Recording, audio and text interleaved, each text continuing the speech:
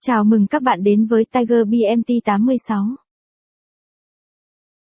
Lập trình AutoCAD sử dụng C-Thăng.net.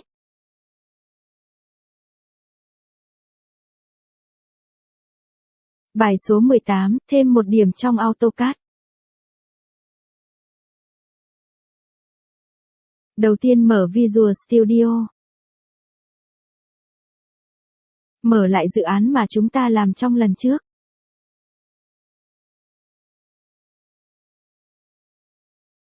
Chúng ta sẽ tạo một lệnh mới với chức năng thêm một điểm trong AutoCAD.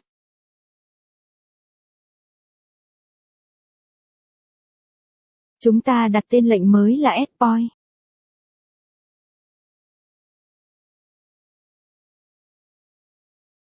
Tiếp theo bên dưới thuộc tính block sẽ là một hàm.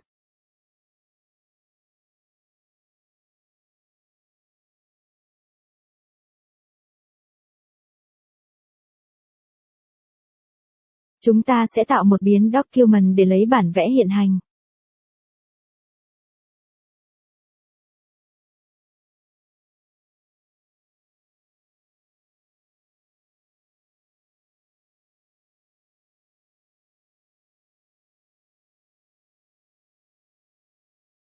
Tiếp theo chúng ta sẽ tạo một biến editor.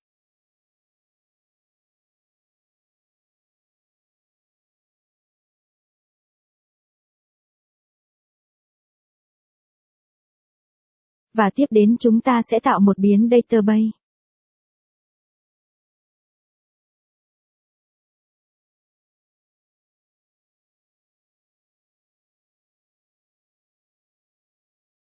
Để thêm một điểm vào bản vẽ thì chúng ta cần khai báo một biến kiểu dbPoint.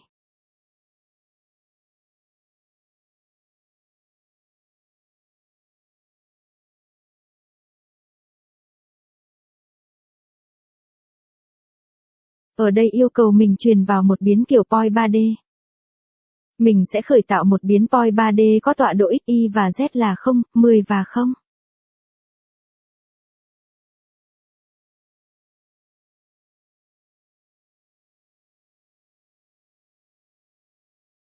Để thêm một đối tượng vào bản vẽ thì chúng ta phải bắt đầu bằng một transaction.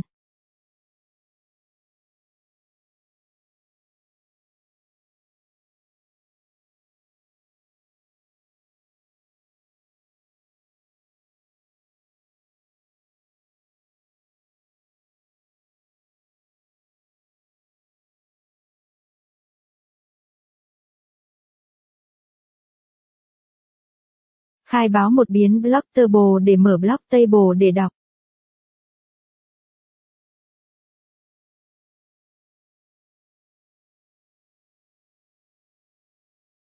Từ transaction chúng ta sẽ lấy object ID thông qua phương thức getObject.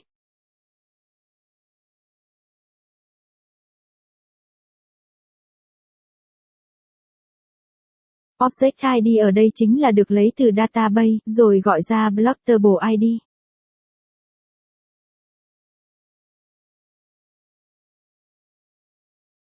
Ở đây sẽ có 3 chế độ mở là for notify, for read và for write.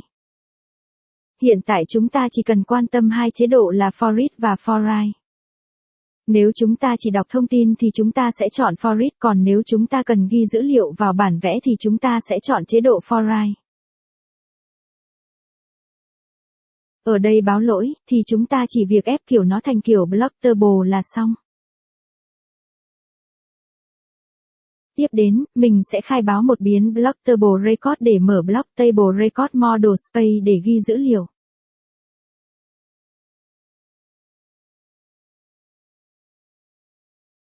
Từ transaction chúng ta sẽ lấy các block table record thông qua phương thức getObject.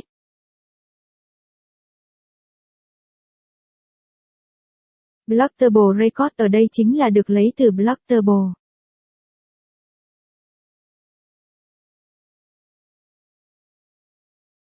Ở đây mình cần thêm một điểm vào model space nên mình chọn model space.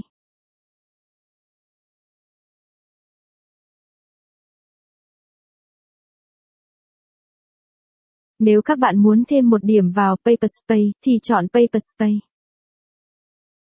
Hiện tại mình sẽ chọn model space để test. Tiếp đến là chế độ mở, do hiện tại chúng ta cần thêm đối tượng vào bản vẽ, tức là ghi vào bản vẽ. Nên mình sẽ chọn chế độ For Right. Nếu ở đây mà các bạn dùng chế độ For Read thì các bạn sẽ không thể thêm đối tượng vào bản vẽ, đồng thời sẽ có lỗi lúc chạy lệnh. Ở đây báo lỗi, thì chúng ta chỉ việc ép kiểu nó thành kiểu Blockable Record là xong. Bây giờ chúng ta bắt đầu thêm đối tượng điểm vào Blockable Record. Thông qua phương thức Append Entity và truyền vào một point.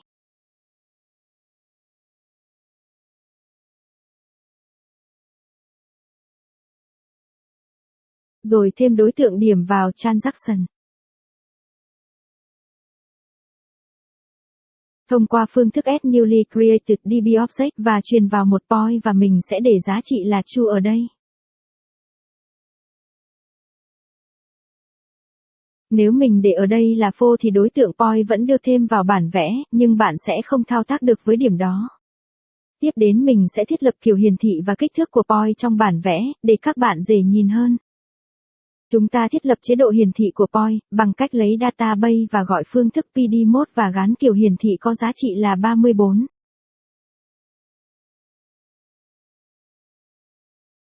Chúng ta thiết lập kích thước của point, bằng cách lấy database và gọi phương thức pdsize và gắn kích thước có giá trị là 2.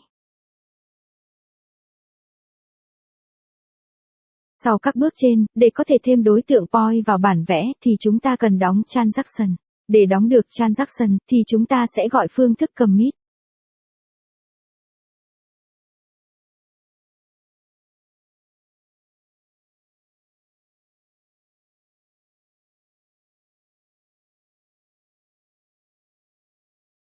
Bạn chọn Build Solution.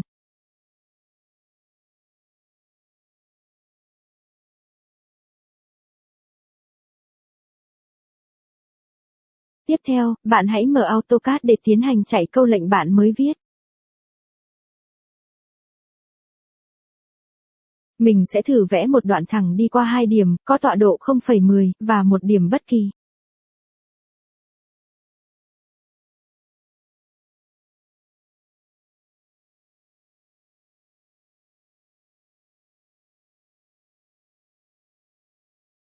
Bạn gõ câu lệnh Netload để tải tập tin DLL.